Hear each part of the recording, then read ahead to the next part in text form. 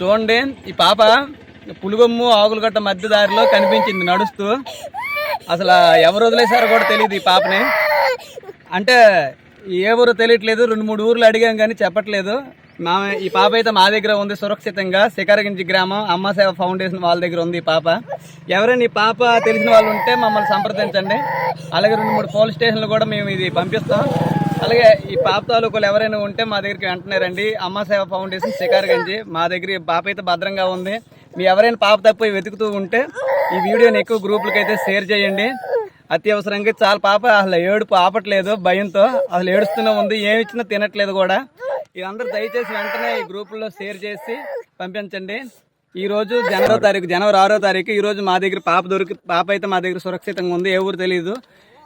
మెరకముడిద మండలం పులుగొమ్మి తర్వాత ఆకులగట్ట మయాన అడవి దారిలో ప్రాంతంలో కనిపించింది.